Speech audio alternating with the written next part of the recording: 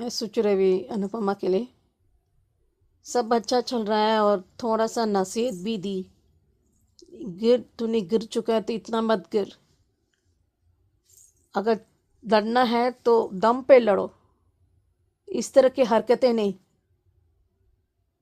Competition होना अच्छी बात है, लेकिन हेल्थी कंपटीशन होना चाहिए। और परी का थोड़ा सा नाचना अच्छी बात है, लेकिन संभाल के रहना पड़ेगा। लेकिन उन्होंने अच्छे से संभाल लिया कि ध्यान से रहो, थोड़ा नाचो पर लेकिन एग्जर्शन नहीं। यह अच्छी बात है, ये सीख है। प्रेगनेंसी बीमारी नहीं है, you have to be careful. But खुशी भी होना चाहिए, स्ट्रेस नहीं होना चाहिए, क्योंकि ये मन, सारा चीज़ें मन से उतरता है। कुछ चीज़ें हमारे हाथ में होती है। अपनी माइंड डाइवर्ट करो, प्रेयर या मेडिटेशन या आपको अच्छा म्यूज़िक। मैं तो अकेली थी बहुत से लोग अकेले रहते हैं प्रेगनेंसी टाइम में, सिर्फ मैं ही नहीं। और दूसरी बात, एक इमोशंस होते हैं। तो मुझे लगता है कि परी यहाँ पर आएगी। ब्लेम गेम तो करना ही है, वैसे भी और कुछ बाकी नहीं रहा। और दूसरी बात, कहीं ना कहीं राही को पता है कि अनु समझेगी। एक इमोशन कनेक्ट होता है। वैसे भी राही बात नहीं करना चाहती, अनु ने की थी वो तो, इट एक्सीडेंटली हैपन। अभी ये बवाल होगा वहां पर। मैं एक बात बताऊं, इस this is a very tough time for Rahi. ये ऑफकोर्स ये कर्मों की सजा है। कहते हैं ना, it's better to fall into enemies feet than to, क्योंकि कहते हैं ना, जब आप वो अभी वो झगड़ा करेगा अभी। पर मैंने ऐसी बात की, मैं वॉशरूम गई थी, अचानक कहाँ गई, मेरे दुपट्टा जाने वाली थी। मेरा जो हाल है, हम फैमिली को पूरा करना चाहती थी, इसलिए वो मुझे नसीहत दे रही थी, पॉजिटिव थिंकिंग करो, क्योंकि स्ट्रेस मन से होता है तो सीधा अपनी सेहत पर असर होता है।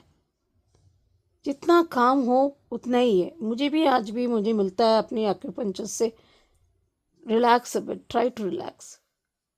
मेरा जल्दी असर हो जाता है। जब थोड़ा एग्जर्शन हो या तो मेरा सिर दर्द हो जाता है। मैं हार्मोन की टैबलेट लेती हूँ कि मेनोपॉज चल रहा है तो मेरे बाल लेंथ नहीं आ रहा है, कर्ली हेयर आता है बट लेंथ नहीं आ रहा है। That is also targeting. तो मेरा बार बार गलती ना होने की भी आपको ब्लेम गेम हो जाता है। तो मैं कुछ नहीं बोलती, मैं और भी ले रही हूँ। आई फ्लावर थेरेपी, ऐसे बहुत सी ले रही, सीड थेरेपी करती हूँ। सोने में अभी आराम से मैं ठीक पीती हूँ तो मैं आराम से सो जाती हूँ। और कभी कभी आपकी एच कम्युनिटी जो आप रिव्यू देते हैं अंजू जी, मैं उसी सुनते में तो मैं रिलैक्स होती, क्योंकि मैं I keep trying to divert my self.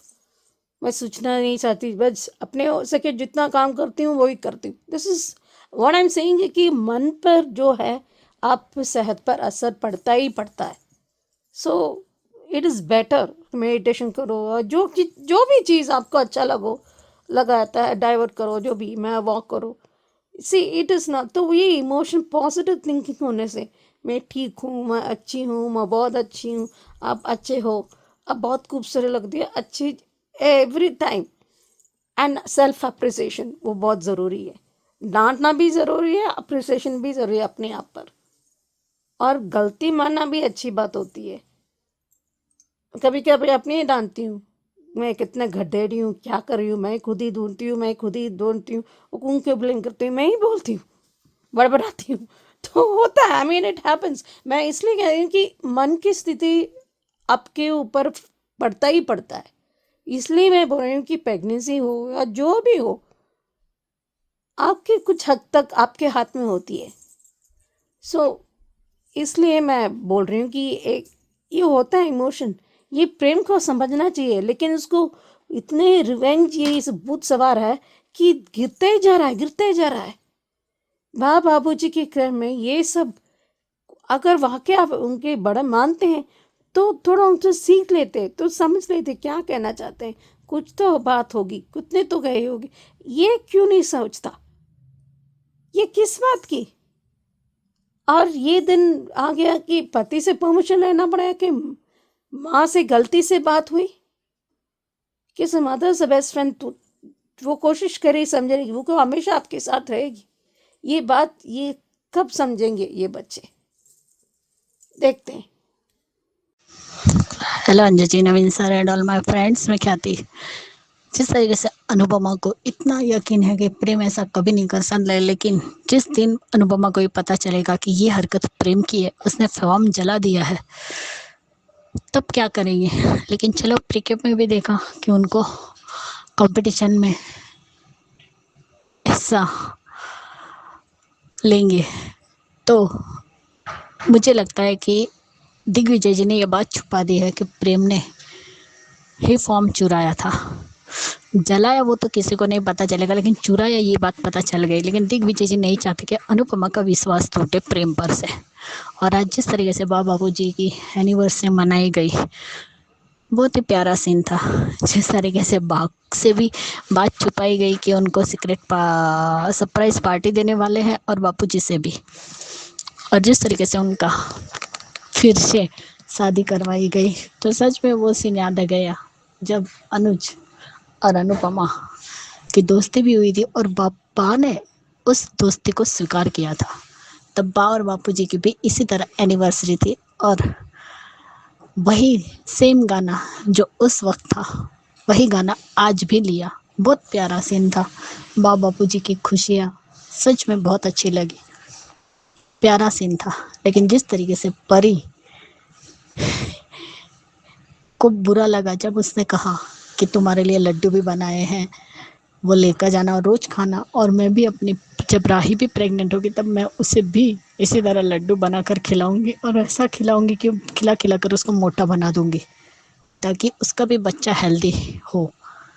तब परी का रोना वो समझ गई कि ये रोना राही के लिए। तब उसने सारी बात बता दी राही के बारे में। और यहाँ पे अनुपमा ने बहुत प्यारा गिफ्ट राही के लिए रखा, उन दोनों की फोटो। और उसने आज जो कहा ना अनुपमा ने राही को, तो वो बिल्कुल सही था कि भले ससुराल में सब है, लेकिन माँ ही एक ऐसी व्यक्ति है जो उसकी दोस्त भी है,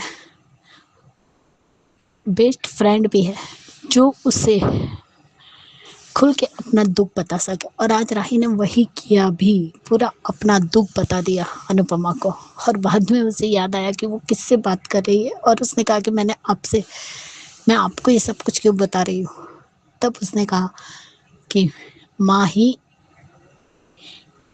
सिर्फ बेटी की दोस्त बन सकती है। अब प्रेम ने देखा है, अब उसका तांडव। ये प्रेम का प्यार क्या है? कर कब्जे वाला प्यार है। क्यों? क्या वो इंसान नहीं है? कोई कठपुतली है? कोई गुलाम है तुम्हारी? सच में कल ख्याति को अपने बेटे का असली चेहरा क्यों नहीं दिखा कि इस प्यार के पीछे उसका क्या मकसद है? क्यों अपने बेटे का असली चेहरा पहचान नहीं पाई ख्याति कि ये सिर्फ नाटक कर रहा है?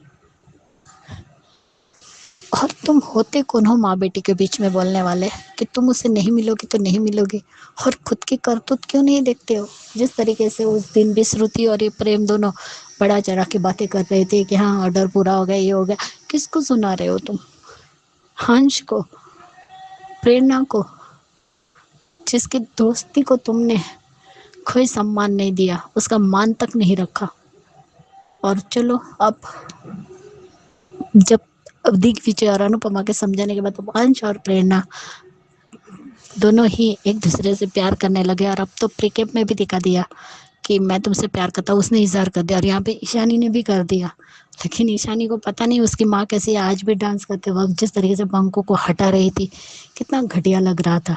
और कहती है कि तुम जल्दी, अपनी बेटी को कहता है कि जल्दी से अपने ससुराल चले जाना। तब उसने कहा मेरी बेटी अपने मन का करेगी, वो यहीं रहेगी, और तुम्हें कोई अधिकार नहीं है मेरी बेटी से बात करने का भी।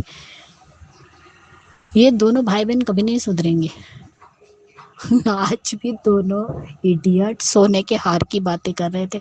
सच में ये इतने लालची है कि ये कुत्ते की दुम है ना, तो कुत्ते को भी बेचारे को गाली देना है, क्योंकि वो तो भी वफादार है, लेकिन ये दोनों नहीं है भाई बहन। और ये वसुंधरा कोठारी क्या परी को हार देकर उसके पैरों में बेड़ियां बांध रही है कि वो अपने ससुराल भी, अपने मायके नहीं जा सकती, अपने ससुराल में ही रह सकती है। क्यों भाई? लेकिन परी ऐसा नहीं करेगी, वो अपने मायके जाएगी। जिस तरीके से उसने उस दिन भी बगावत की थी कि मैं मायके जाऊंगी क्योंकि ये उसका अधिकार है, और आज उसने कह भी दिया कि मुझे यहाँ आकर रहना है।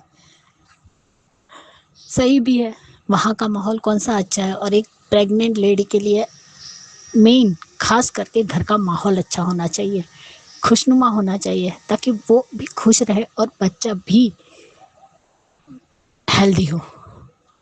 ये ज़रूरी है। और आज दिग्विजय जी और अनुपमा दोनों ने मिलकर प्रेम गिरने वाला था, तब उसे बचा लिया, और तब उनका जो डायलॉग था ना, वो बहुत ही बढ़िया था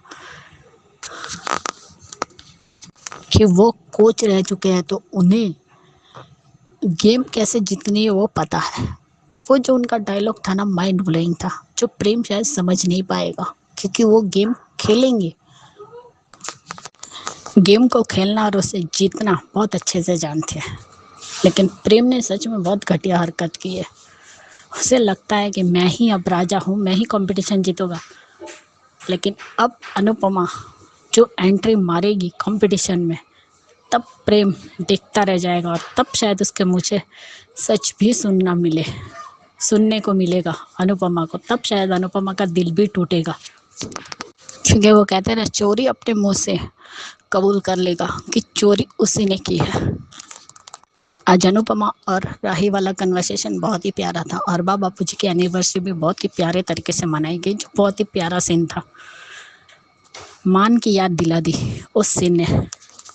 देखते हैं कल धमाका होगा ही। प्यार का इजहार जो कर दिया ईशानी और अंश ने। Bye guys, good night. और एक बात तो सही कही कि बापू जी से इंस्पिरेशन तो मिलती है कि अगर प्यार हो तो बापू जी जैसा, जो किस तरीके से निभाना चाहिए अपने प्यार को। वही सोचो प्रेम राही तुम दोनों भी, कि प्यार निस्वार्थ होता है, उसमें कोई भी स्वार्थ नहीं होना चाहिए। Bye guys, good night.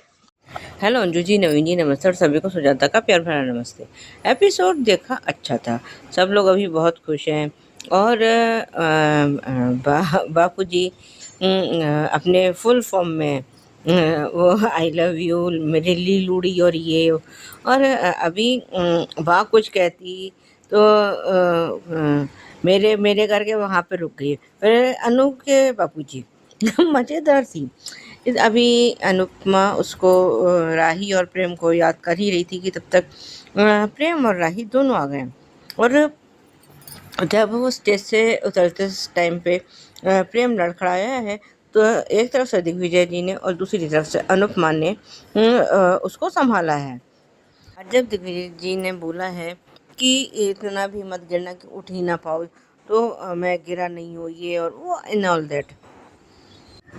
तब प्रेम ने कोई डायलॉग बोला था दाम को लेके, लेकिन दिग्विजय जी ने जो बोला है, इसका मतलब अभी वो प्रेम समझ नहीं पाया है। क्योंकि उन्होंने कहा कि मैं जो है एक बिजनेसमैन और स्पोर्ट्समैन की वो से कि मैं दांव खेल जाऊंगा और तुम दाम चुकाते रह जाओगे। इस बात का मतलब अभी वो समझ ही नहीं पाया कि दिग्विजय जी ने क्या कहा, कि क्या उन्होंने दांव खेल लिया है, क्या नहीं खेला है। अब ये तो जो है इसके सिर पर तो बॉम्ब तब फूटेगा जब ये इन लोगों को उस कंपटीशन में देखेगा। और ये तो मैं पहले भी कहती आ रही हूँ, तभी अपने मुंह से खुद ही अपना सच कबूल करेगा कि जो है मैंने इनका फॉर्म फाड़ा था और ये किया। लेकिन अनुपमा अभी भी मानने को तैयार ही नहीं है कि प्रेम ऐसा कुछ कर सकता है, पर वो तो कर चुका।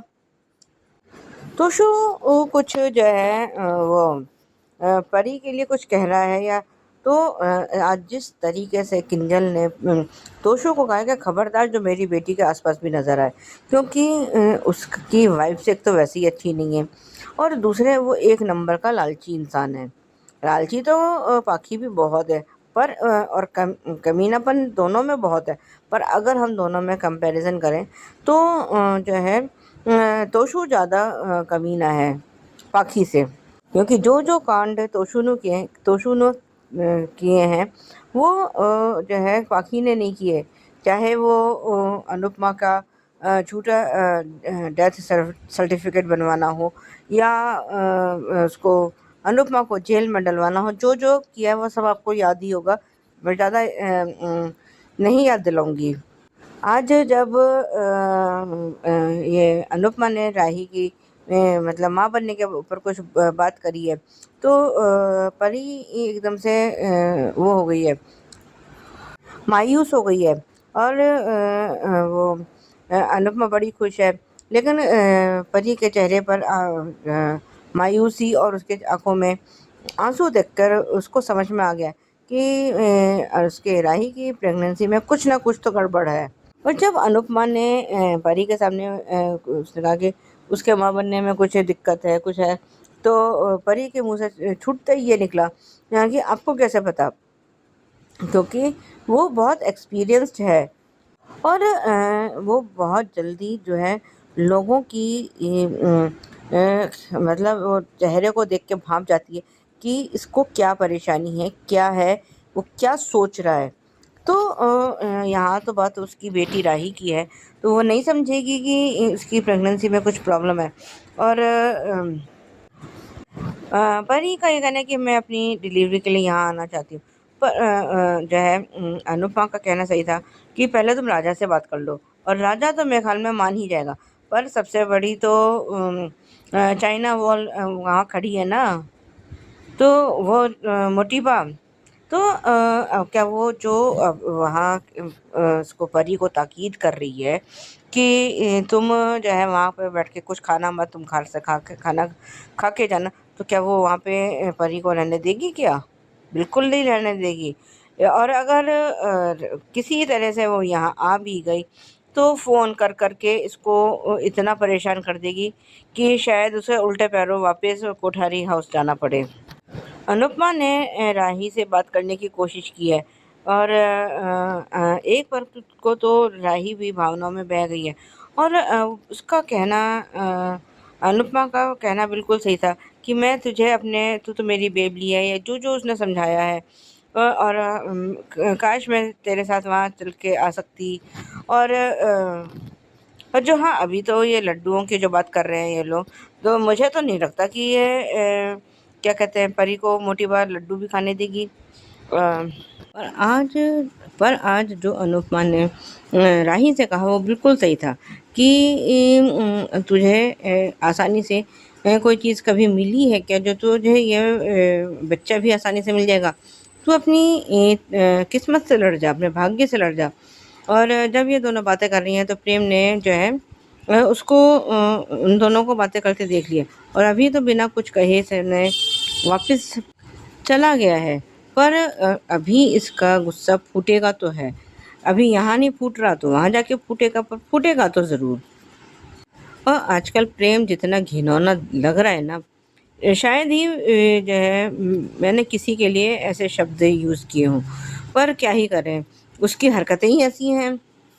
और जो प्री कैप दिखाया है वो तो और भी मज़ेदार था कि अब ये अनुपमा ने ये कह ही दिया है कि हमें जो है वो मिल गया है ऑर्डर, फूड कंपटीशन में एंट्री मिल गई है और जो भी था बाकी। लेकिन ये तो पक्का बड़ा मज़ेदार था। और अभी तो जब ये इनको वहाँ पे देखेगा और ये अपने मुंह से अपना गुनाह तो कबूल करेगा ही करेगा। आज के लिए अभी बस इतना ही, धन्यवाद। नमस्ते अंजन जी, मैं सुचि रवि क्योंकि सास सीज़न 2 के लिए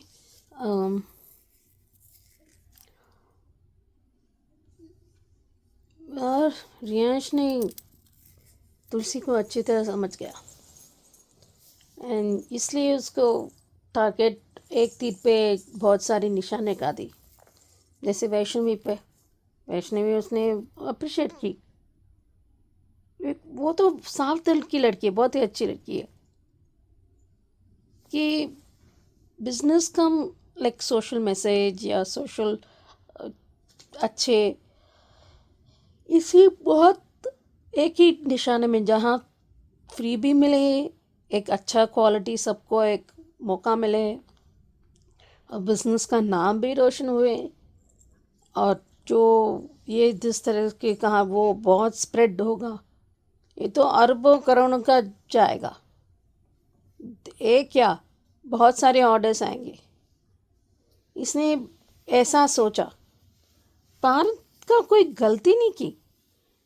पार्थ के एक तरह की उसने अच्छा किया था, लेकिन जैसे हॉर्स एक एक ही टारगेट में जाता है ना, बस उसी डायरेक्शन में गए थे। बट वो साफ दिल के लड़का है।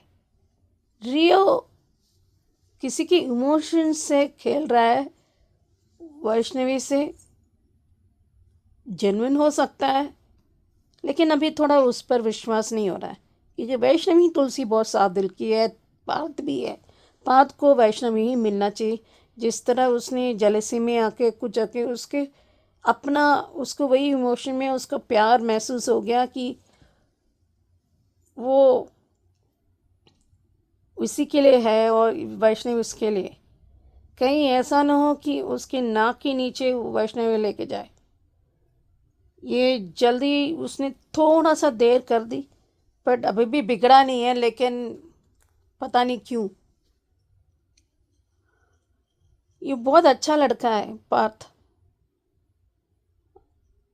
तो ये थोड़ा अलग है, लेकिन बदले के भाव में ज़्यादा गलत जा रहा है, और जितने जल्दी पता चले तो उसका अच्छा बात है। नानी के देख पा रही है, पर तुलसी देख नहीं पा रही है, क्योंकि जब उस तरह के इंसान नहीं है ना, तो वो देख नहीं पा रहे। पर मुझे हैरत होती है कि ज़िंदगी में इतने एक्सपीरियंस है, फिर भी क्यों देख नहीं पा रहे, मुझे समझ में नहीं आता। मुझे पावर ऑफ अटॉर्नी में उनका अलग सोच है कि दोनों बिजनेस के नज़र में देख रही है, तो इसलिए कहाँ किस पर सिग्नेचर या क्या करना है। फिर भी आई वुडंट गिव दैट, क्योंकि एक देख रेख होगा। फाइनल से शुड भी तुलसी के होना चाहिए, एक बैक, ताकि अगर कोई नाजायज फ़ायदा उठाना चाह रही हो, उठा नहीं पाएगा। और ऐसे इस तरह की जो हरकतें जो पार्थ ने दिखाया था वैष्णवी पर, ऐसे क्यों बात कर रहा है इस तरह से? जो भी देखता तो ऐसे ही सोचता ना कि ऐसा क्यों बात कर रहा है।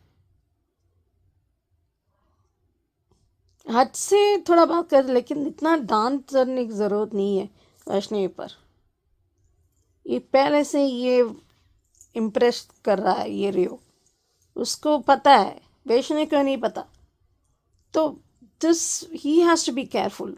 बेवकूफ़ी की हरकतें कर रहा है अभी देखते हैं। इसने तो सब इम्प्रेस कर दिया, majority wins.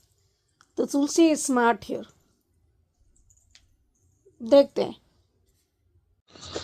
Hello Anju ji, Naveen sir and all my friends. मैं कहती कल का एपिसोड देखा, मुझे क्यों लग रहा है कि तुलसी का ये जो फैसला है पावर ऑफ अटर्नी देने का, वो बहुत बड़ा गलत फैसला है। क्योंकि रियांश ने अभी तो वो इतना अच्छे अच्छे काम करेगा कि इन लोगों को उस पर पूरा विश्वास हो जाएगा, लेकिन जब वक्त आएगा तब इन्हीं के पैरों के नीचे से जमीन खिसकाएगा, ताकि ये लोग मुंह के बल गिरेंगे। बहुत बड़ी गलती की है तुलसी ने रियांश को पावर ऑफ अटर्नी देकर। उसके बजाय तो उसे पार्थ को देनी चाहिए थी, क्योंकि उसने 4 गुना फायदा करवाया है। मानती हूँ कि रियाज ने सारी साड़ियाँ फ्री में बांटी और उसने दुआएं ली, लेकिन ये सिर्फ वीरानी परिवार को दिखाने के लिए है और बंधेजा को आगे बढ़ाने के लिए है। क्योंकि ये तो सिर्फ छोटी सी खुशी जो ये लोग मना रहे हैं ना, क्योंकि बाद में तो दुखों का पहाड़ गिरने वाला है इनके ऊपर। क्योंकि जिस तरीके से आज पार्थ हर्ट हुआ है ना, बहुत ही पछताने वाली है तुलसी। लेकिन एक बात अच्छी हुई कि नंदिनी को पार्थ और वैष्णवी के बारे में पता चल गया। वैष्णवी पर गुस्सा जो पार्थ ने किया, वो गुस्सा रियांश का था जो वैष्णवी पर उतर गया। उसने गलती तो की है लेकिन अब वो माफी भी मांगेगा। और बात सच में करण का ही बेटा है और रियांश अंश का बेटा है। भले ही करण ने परवरिश दी है, उसने तो परवरिश अच्छी दी है, लेकिन रियांश उस परवरिश को गलत साबित करने वाला है, क्योंकि आखिर बेटा तो अंश का है और खून भी उसकी रगों में अंश का ही दौड़ रहा है, करण का नहीं। आज जितने सब लोग खुश है ना, कल उतना ही ज्यादा रोने वाले हैं। जिस तरीके से आज अचार भी बनाया तुलसी ने, वो सीन भी अच्छा था। और जो दामिनी और नंदिनी के बीच में कि घर की जिम्मेदारी किसे दी जाए, तो उसमें भी तुलसी ने गलत ही किया है। वो दामिनी को देनी चाहिए। मानती हूँ कि दामिनी और नंदिनी दोनों ही देवरानी जेठानी, लेकिन फिर भी दामिनी बड़ी है। जब इतने सालों बाद तुम्हारा बेटा बहू इस घर में आए हैं, तो दामिनी को ही दे देती और दामिनी फिर फैसला करती कि नंदिनी को क्या काम देना है। तो ये सही न्याय होता। जैसे चाबी का गुच्छा तुम्हें दिया था क्योंकि तुम घर की बड़ी बहू थी, और उसमें पूजा और बाकी की जो भी तुम्हारी देवरानी थी उन्होंने साथ दिया, तो वही तुम्हें यहाँ पर करना था। दामिनी का दिल दुखा है और वो सही भी है, क्योंकि घर की बड़ी वो है तो उसे देना चाहिए था। फिर वो चाहती ना कि मुन्नी को, नंदनी को, अपनी इसे देव की पत्नी को, सलोनी को, इन सबको क्या कौन सी जिम्मेदारी बांटनी है। वहां पे भी वो चूक गई और यहाँ पे तो और ज्यादा चूक गई है नंदनी ये फैसला करने में। हाँ, दामिनी का डर भी सही था कि नकुल का क्या, लेकिन उसने कहा कि सिर्फ पावर ऑफ अटर्नी दे रही हो, हिस्से नहीं किए, और नकुल को भी उसका पूरा हिस्सा और उसका हक मिलेगा। अभी वो पढ़ना चाहता है तो उसे पढ़ने दो, उसे विदेश भेजो, उसकी इच्छा है वो मत मारो, उसकी इच्छा का सम्मान करो, उसे अभी पढ़ने दो, बाद में तो वो बिजनेस में ही आएगा और उसे भी उसका पूरा हक मिलेगा। तब जाकर दामिनी को भी थोड़ी राहत मिली, क्योंकि नंदिनी ने कभी किसी के साथ गलत नहीं किया है, सबको अपना हक बराबर दिया है। लेकिन जो पार्थ के साथ हुआ जो गलत है, और वैष्णवी को भी सोचना चाहिए। ठीक है, तो कॉन्ग्रेचुलेशंस करो, वो गिरने वाली थी इसलिए उसने पकड़ लिया, लेकिन फिर भी पार्थ को जलन तो हुई। और मुझे क्यों लग रहा है कि इस बार फिर से तुलसी गलत फैसला करेगी, जो नंदिनी, अंश और करण के बीच में हुआ। लेकिन इस बार नंदिनी पार्थ और वैष्णवी के साथ गलत नहीं होने देगी, क्योंकि तुलसी ने भी उस वक्त यही गलतफहमी हो गई थी कि नंदिनी अंश से प्यार करती है, जबकि वो प्यार करण से करती थी, और अंश और नंदिनी की शादी करवाई, जिसका नतीजा ये हुआ कि आखिर में उसे अपने ही बेटे को गोली मारनी पड़ी। लेकिन यहाँ पे पार्थ ने एक काम बहुत अच्छा किया कि करण भी जानता है कि वैष्णवी पार्थ से प्यार करती है, और अब तो नंदिनी को भी पता चल गया कि उसने गलत किया, इसलिए उसने कहा कि आप मेरी मदद करो, कल उसका बर्थडे, तो मैं उससे माफ़ी मांगना चाहता हूँ और प्रपोज भी करना चाहता हूँ। पापा को पता है, आपको भी बता दिया। तो यहाँ नंदिनी आवाज़ उठाएगी। जो गलती तुलसी ने नंदिनी अंश के टाइम की थी, करण के टाइम की थी, वो यहाँ नहीं दोहराने देगी। इतिहास दोहराने नहीं देगी नंदिनी, और दोहराने भी नहीं देना चाहिए। जो इंसान जिससे प्यार करता है उसे वो अपना पार्टनर डिजर्व करता है, और वैष्णवी और पार्थ एक दूसरे से प्यार करते हैं, क्योंकि आज सिर्फ अंश और वैष्णवी वाला सीन तुलसी ने देखा है, इसलिए उसे गलतफहमी हो सकती है। लेकिन यहाँ पे करण और नंदिनी दोनों को ही पता है कि पार्थ वैष्णवी से प्यार करता है और वैष्णवी पार्थ से प्यार करती है, तो ये दोनों ही अपने बेटे के लिए खड़े होंगे, क्योंकि वही दिख रहा है मुझे कि इतिहास रिपीट होगा, दोहराया जाएगा इतिहास फिर से। पहले भी कहा था कि अंश की जगह रियांश है, करण की जगह पार्थ है, और नंदिनी की जगह वैष्णवी है। ये ट्रायंगल है, और उसने काम अच्छा किया, साड़ी उसने फ्री में दी और सब लोग उसे खुशी खुशी बधा आशीर्वाद भी दे रहे थे, दुआएं भी दे रहे थे, और वीरानीस को भी दुआएं मिली। उसने जो किया वो सही किया, भले उसने पैसे नहीं कमाए लेकिन दुआएं कमाई। जो तुलसी ने भी कहा कि बापूजी कहते थे कि पैसे तो कमाए जा सकते हैं लेकिन दुआ नहीं कमाई जाती, जो आज रियांस ने कमाई है। तो ये सब उसका नाटक है। अगर सच्चे दिल से वो दुआएं ले रहा है और सच्चे दिल से वीरानी परिवार का बिजनेस चलाएगा तो ये दुआ सफल होगी। अब बंदेज में उन लोगों को, औरतों को काम भी दिलाना पड़ेगा। लेकिन सच में पार्थ की काबिलियत तो है। क्या सुंदर उसने साड़ी को बनाया है, डिजाइन की है। एक ही दिन में पूरी 5,000 साड़ियाँ बिक गई और 4 गुना मुनाफा भी हो गया। पार्थ सच में मुझे बहुत अच्छा लगता है। अगर रेयांस नेगेटिव ना हो तो वो भी अच्छा है, लेकिन नेगेटिव तो होगा क्योंकि माँ और बेटे के एक्सप्रेशन से ही पता चलता है। Bye guys, good night.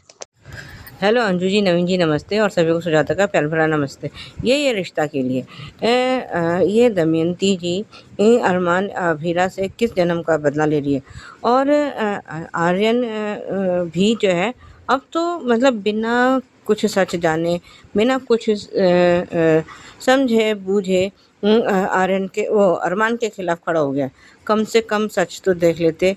और जब तानिया ने बोला भी है कि अरमान भैया ने कभी मेरे पर ऊंची आवाज़ से मैं बात नहीं करी, तो वो किसी पर हाथ उठाना तो बहुत दूर की बात है। पर बस हॉकी पे झूठा वो खून लगा दिया, जो भी करा दामिंद, जो फ्लैशबैक में दिखाया गया है। और उसको जिस तरह से ब्लैकमेल किया गया है दिशा को, वो बहुत गलत था। पर कुछ लोग तो होते ही एहसान फरामोश हैं। बाकी औरों को हम क्या कहें, ये आर्यन तो मैं भी उन्हीं में से एक निकला, जो कि जब वो भी ये भी भूल गया कि ये अरमान और अभीरा की वजह से ही उन दोनों की शादी हुई है। पर अब क्या ही करें कि जो है अपने उसको सोचना चाहिए ना कि इन लोगों ने मेरे, चलो एहसान ना सही, बड़े भाई का लिहाज कर लेता, बड़ी भाभी का लिहाज कर लेता, पर नहीं। मतलब क्रिश को थप्पड़ मारा, चलो क्रिश की बदतमीजी थी, हमने मान लिया उसने दिशा के साथ बदतमीजी की।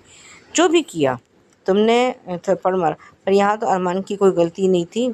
और इतने सालों का उसका रिकॉर्ड रहा है कि उसने कभी भी किसी पर भी जो है हाथ उठाना तो बहुत दूर की बात है, और ऊंची आवाज़ में भी बात नहीं की थी। और अब तो कावेरी पोद्दार भी अरमान के खिलाफ हो चुकी है। पता नहीं भैया, इन लोगों का समझ में नहीं आता कि अपने घर के बच्चों पर भरोसा करने की बजाय बाहर वालों पर क्यों भरोसा कर रहे हैं ये लोग। वो जब और अभीरा जब साइड ले रही है तो वो उसको ही उल्टी पट्टी पढ़ा रही है कि तुम्हारी लड़कियों की वजह से ये हो गया, तुम्हारी बच्चों की वजह से ये हो गया। अरे बाप रे बाप, वो तुम्हारे घर की भी तो कुछ लगती है। चलो हम मुक्ति को मान लिया, मुक्ति बाहर की थी, मायरा तो तुम्हारे घर का खून है। पर जो है अब ये तो समझ के बाहर हो रहा है। अरमान के सिर में फिर दर्द हुआ है तो अभीरा उसको दवाई ववाई दे। और इन लोगों को ये भी होश नहीं है किसी को कि अरमान की तबीयत ख़राब है, उसका सर दुख रहा है, क्या नहीं है, कुछ मतलब नहीं है अपना लड़ने से मतलब। और काजल तो खैर एज़ यूजुअल हमेशा से अभीरा के खिलाफ खड़ी हो जाती है। अभी तो ये बुआ जी ने दिशा को ये बरगला तो दिया है कि जो है हम उसको अरमान और उसको रोकना चाहते हैं ये, पर ये उसकी आड़ में ये अरमान और अभीरा से अपना बदला निकाल रही है। क्योंकि जो है ये इस पर इसके पोते ऋषभ पर इल्ज़ाम लगाया है इसलिए। और अभी जिस दिन ये बात, मैं तो कहती हूँ कि भगवान करे जल्दी ही साबित हो जाए कि वो स्टॉकर कोई और नहीं ऋषभ ही था। तो देखते हैं ये फिर कहाँ जाके अपना मुंह छुपाएगी, क्या करेगी क्या नहीं करेगी।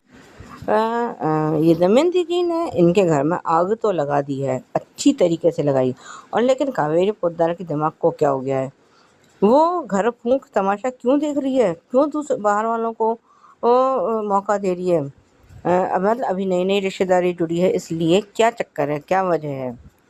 और जब अभीरा अरमान को डिफेंड कर रही है, उसके फेवर में कुछ बोल रही है, तो दादी साहब फिर उखड़ गई हैं, जिसकी उस पर परवरिश पर सवाल उठा रही है। पता नहीं भैया इसको अब ये कौन सी जोन में जा रही है। ठीक है, खैर वही पुराने वाला था। आज के लिए भी बस इतना ही। धन्यवाद। जी नहीं जी, मैं सोच रही अभी ये रिश्ता क्या कहलाता के लिए ये आपकी आपके बाहर को एनिमी को ढूंढने की ज़रूरत नहीं है, परिवार का बीच में मिल जाते हैं। मैं तो चाची सा और चाचा सा और बाकी सब लोगों पर बहुत डिसअपॉइंट हूँ। और ये दिशा एक नंबर के गधेड़ू छू, बहुत गलत जा रही है। और आर्यन दिशा को ये सब कह के महंगा पड़ेगा और ऑलमोस्ट शादी टूटेगी, बट ये दोनों बचाएंगे, अभिमान बचाएंगे। ये कौन सी दिशा से बात कर रही हूँ? और ये दादी बुआ बहुत खतरनाक खेल खेल रही है। उसको पता चलेगा तो कहाँ मुंह दिखाएगी वो। और तीसरी बात, ये चाचा सा तो मौका में रहते हैं, कृष भी मौके में रहते हैं, सब अपनी बदला ले रहे हैं और दादी साहब ब्लेम कर रही है ये लड़की पर। अभी एक दिन जल्दी जल्दी आएगा अभी। अभी उसको बहुत बीमार है, क्यों नहीं बोलते? क्या अरमान बहुत बीमार है। अरमान अपनी इज्जत की खातिर, अपने परिवार की खातिर वो जाएगी। ये लड़कियों दिखाएगी, ये लोग दिखाएंगे कि बल क्या होता है, एक यूनिटी क्या होती है, आत्मसम्मान क्या होता है, ये दिखाएंगे। I am very disappointed. And अभिमान और बच्चे इस फौजदार के पास नहीं जाना चाहिए वापस। और कहना कि आप भी सही कह रहे हैं कि विद्या और माधव जी आएंगे, इनके साथ ही रहेंगे, ये अलग रहेंगे पर वो लड़ेंगे। ये लोग गलत कर रहे हैं और ट्रीटमेंट की पैसा देना चाहिए। अभी देखते हैं कैसे निकलते हैं ये ऋषभ की गलतियाँ। मेरी गलती है ये गुना, ये बुआ कैसे इतने स्मार्टली कर रही है, गलत कर रही है, बहुत ज़्यादा गलत कर रही है। वो गलती से निकल गई। जिस तरह वो प्रोजेक्टेड यूज्ड एडवांटेज, इज्जत बनी रही। कौन सी इज्जत? झूठ के सवार पर इज्जत बची रहेगी?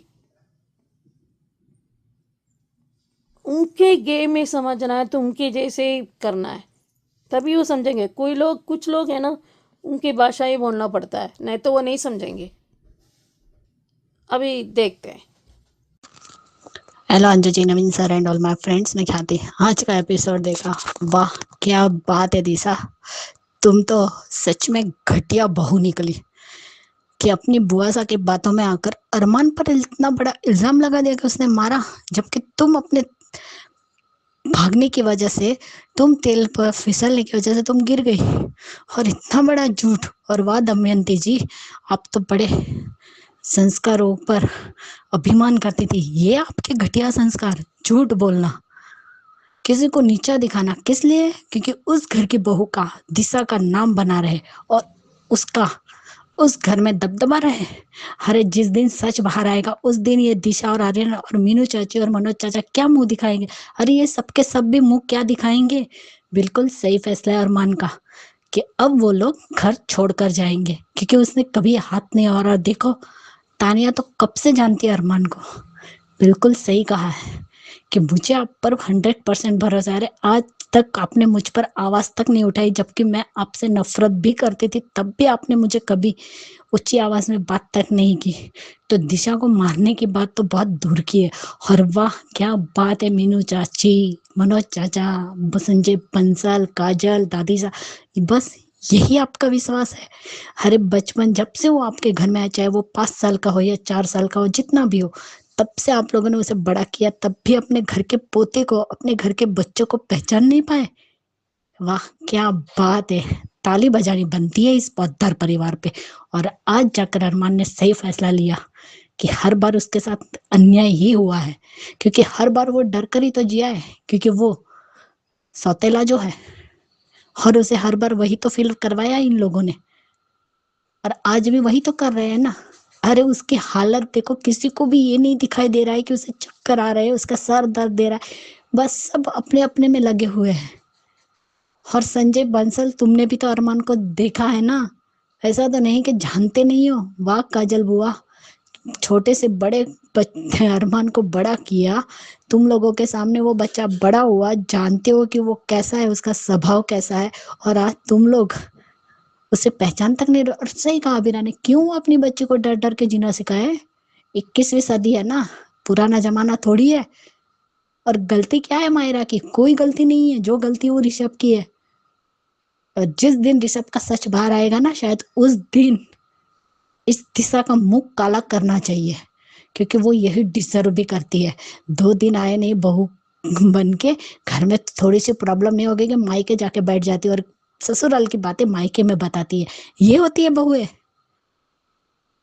देख लो तानिया को, शर्म आनी चाहिए। तानिया ने भी जो बोला ना, उसके बाद तो तुम्हें शर्म से मर जाना चाहिए दिशा, जो इतना घटिया अरमान पे इल्जाम लगाते हुए शर्म नहीं आती। और वाह आर्यन, बचपन से बड़े हुए हो अरमान के हाथों नीचे। अरमान ने खाना खिलाया, तुम्हें बड़ा किया है, और अपने ही भाई को नहीं पहचान पाए। लानत है तुम लोगों पर। और और सच में ऐसे घटिया परिवार में रहने से तो अच्छा है कि अरमान और अबीरा अलग रहे और अरमान की बीमारी पर ध्यान दे। मुझे तो उस वक्त का इंतजार है जिस दिन माधव जी और विद्या आएंगे इस घर में, और सब पता चलेगा। उसके बाद विद्या क्या करती है और माधव जी का भी क्या फैसला रहता है। हाँ, उसके माँ बाप घर में नहीं है तो कोई भी इल्जाम लगा देता। और सही कहा ना दादी साहब, किस बोल क्या रही है कि लड़कियों को सर पर चढ़ाया है? सिर्फ 20 कदम जाना था वहां से, और वो आकर उन्हें परेशान कर रहा है। ठीक है, आज तो छोटी सी चोट लग गई, अगर मायरा के साथ कुछ बड़ा हादसा होता, उस दिन एक्सीडेंट हो जाता, तो कौन जिम्मेदार रहता? ये दमयंती रहती क्या, या दिशा रहती, या आर्यन रहता? आज भी बोलेगी मेरी बेटी को सुबह चोट आई, लेकिन इनमें से किसी ने एक ने भी पूछा, आर्यन, दिशा या बुआ सा ने, कि उसे ज्यादा चोट तो नहीं आई? वो क्यों सिखाए भाई अपनी बच्ची को डर डर के जीना? अगर वो डरती रही तो स्टॉकर की हिम्मत और बढ़ जाएगी। और उसने तो सामान तोड़ा, ये ब्लड कहाँ से लेकर आई बुआ सा? क्या कहीं अरमान का तो रक्त नहीं है वो? समझती क्या है कि हमसे पंगा लेना आप लोगों को भारी पड़ेगा? मनी मन बोल रही है, लेकिन एक दिन सच में तुम्हारा ही मुंह काला होने वाला है दमयंती, क्योंकि तुमने जो ये हरकत की है ना, और जिस दिन सच बाहर आएगा ना, उस दिन देखते हैं कि तुम किस दम पर और सीना ठोक कर बोलती हो अपने संस्कारों पर। और वाह, पुलिस को बुला रही है। सही कहा अरमान ने कि इसलिए नहीं डर रहा कि पुलिस को, क्योंकि इसलिए बोल रहा हूँ क्योंकि मैंने कुछ गलत किया ही नहीं। बचपन से आज तक उसके साथ जो नाइंसाफी हुई ना, उसके लिए आज पहली बार अरमान ने आवाज उठाई है, जो सही भी है। और सही कहा कि आप खाना खा लीजिए, झूठ बोल बोल के आपका पेट भर गया होगा। और ये तो ऐसे बोल रहे हैं जैसे वहां पे अबीरा थी ही नहीं। और दादी साहब को भी अपने पोते पे भरोसा नहीं है ना, अबीरा पे है।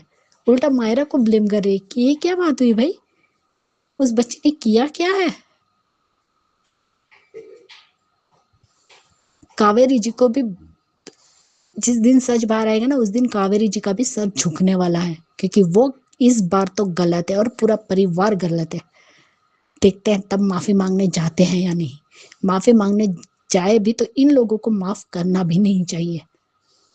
और जिस दिन अब अरमान की बीमारी सबके सामने आएगी, उस दिन इन लोगों का चेहरा देखने लायक होगा।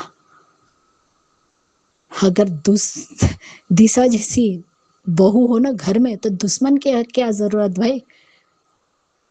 और साफ झूठ बोल के भी उसे एक आंख का पछतावा तक नहीं है। वाह, अरमान घर छोड़ रहा है, लेकिन इसका दमयंती जी का ईगो बरकरार रहना चाहिए, इसलिए दिशा मुंह बंद करके खड़ी है। बहुत पछताएगी मीनू चाची है, अपने घर में बहू नहीं कलंक लेकर आई है,